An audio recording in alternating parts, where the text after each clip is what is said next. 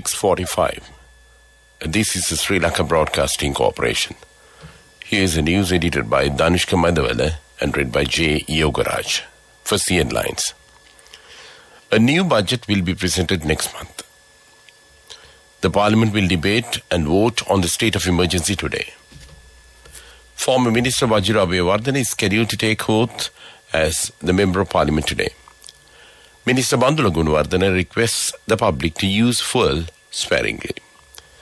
The public have been urged to wear face masks as COVID cases have recorded a rise in Sri Lanka once again. Individual arrested for storming into Rupavahini Corporation.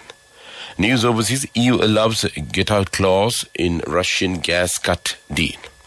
In sports, Luis Suarez, Uruguay striker, has preliminary agreement to rejoin first club JUL.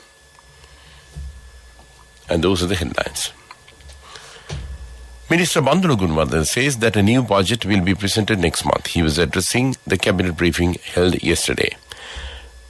The stage is set next month to present the interim budget 2022 of the present administration headed by President Ranil Wickremesinghe in Parliament as the initial step of resetting the governing system. The legal draftsman is now drafting an amendment bill to the Appropriation Act 2022 using the inputs of the Ministry of Finance. Based on the current crisis of food shortages and rising living costs, and the Financial Ministry has amended the total expenditure estimate of 4.6 trillion rupees in the amendment bill from the previous total expenditure estimate of 3.6 trillion rupees. Meanwhile, the ministry requested the public to use fuel sparingly. A committee will be appointed to ensure the supply of fuel continuously. Cabinet approval has been received in this regard. The Parliament will meet today at 10 a.m. The Parliament will debate and vote on the state of emergency declared by President Ranil Wickremesinghe. The state of emergency was declared under the Public Security Ordinance on the 17th of July by the then acting President through the issuance of a special Gazette number 2288/30. Accordingly, the proclamation on the state of emergency will be debated when Parliament convenes at 10 a.m. The debate on the proclamation is expected to be approved by MPs after being taken up for debate until 4:30 p.m. If Parliament does not approve the proclamation within 14 days, it will be annulled. The Parliament Communications Department said that the proclamation has been issued in accordance with powers vested in the President in terms of Public Security Ordinance to ensure public security and maintenance supplies and services essential to the life of the community. This news comes to you from Sri Lanka Broadcasting Corporation. The public has been urged to wear face masks as COVID cases have recorded a rise in Sri Lanka once again. Health Ministry has advised the public to wear face masks indoors when travelling in public transport and at public gatherings. Wearing face masks indoors and outdoors was not made mandatory with effect from 10th June. However, that those suffering from respiratory conditions were encouraged to wear masks and to be socially responsible. Steps have been taken to start a new private bus service called School Service from August 1st for teachers and students to come to school. Accordingly, from August 1st, these buses will operate 2 daily journeys with the respective school names mentioned on the bus nameplates. The Ministry of Education has also stated that this transport service can be arranged without any difficulty for both teachers and students by paying the cost. This step was taken during a discussion held today under the chairmanship of Minister of Education Susil Premjayantha regarding the formation or the formal provision of transportation facilities for children to come to school without difficulty. 119 COVID-19 cases have been recorded in the country yesterday. The Government Information Department says 5 coronavirus-related deaths were reported on Monday. 3 males and 2 females above 60 years were among the victims. Since the outbreak of the coronavirus in Sri Lanka in February 2020, 665,094 infections have been reported to date. The Ministry of Health has been continuously warning the general public in recent weeks of an increase in coronavirus infections. Accordingly, the Health Ministry has confirmed more than 100 COVID cases for the first time in several weeks yesterday. Veteran singer H.R. Jyotipala commemorative musical show will be held on the 30th of this month at Kumaratunga studio of the SLBC. Several famous singers will sing film, radio and gramophone songs of veteran singer H.R. Jyotipala. 306A Piliyandala Lions Club under the chairmanship of Chandula Handugoda and Sitar Cultural and Arts Fund organized the event, which will be held free of charge. And that's local news. The main news story is brought to you by Siddhalepa Vedamahatmya.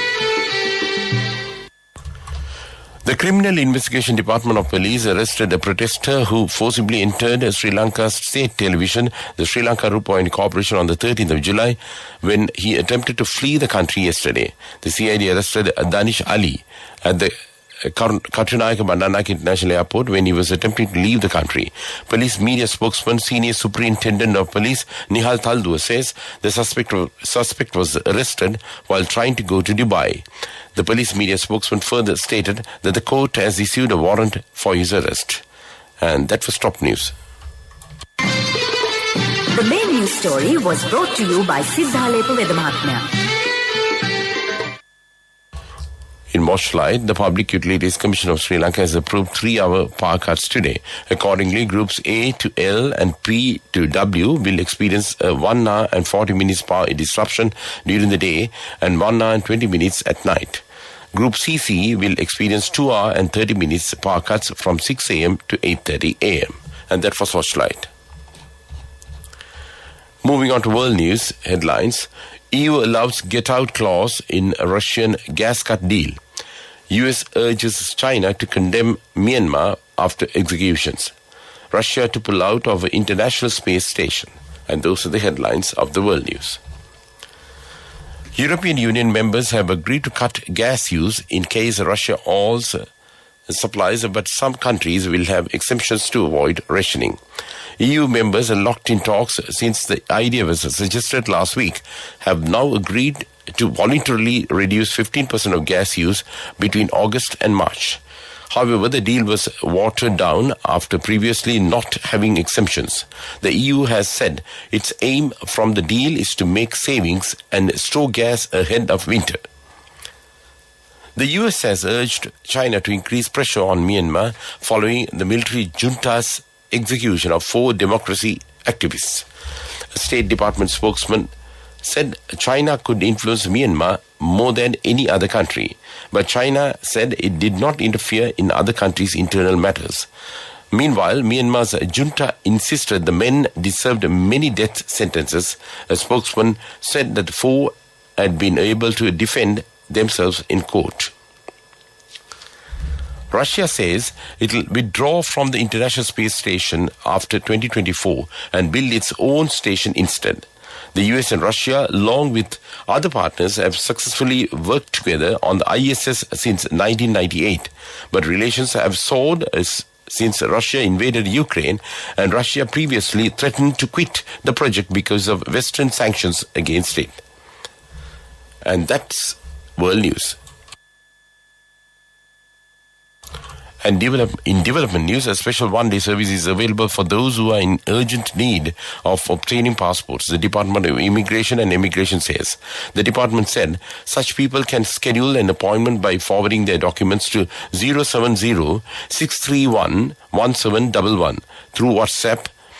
However, after the documents are received, the department will allocate a date and time to accept the applications of these clients at the earliest possible. In a statement, the department has announced that passports will be issued from today only to those who schedule an appointment beforehand. Accordingly, it is mandatory to get a prior appointment from the Department of Immigration and Immigration. And that was development news. Sports news is brought to you by Sampath Bank. We present your future.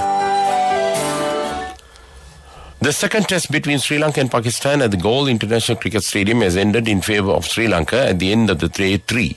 Sri Lanka team at stumps on day 3 was 176 for 5 with a commanding lead of 323. Skipper Dimuth Karunaratne, who's struggling with a back pain, was unbeaten on 27 while Dhananjay De Silva was on 30. The pair put on an unbroken 59-run stand for the 6th wicket. And that was sports news. Cash through NSP globally and win wonderful gifts locally. From October 1st, 2021 to December 31st, 2022. Remit a minimum of $100 or an equivalent amount in any foreign currency 3 times through NSP You Trust. Business News, sponsored by National Savings Bank, the safest place for your money.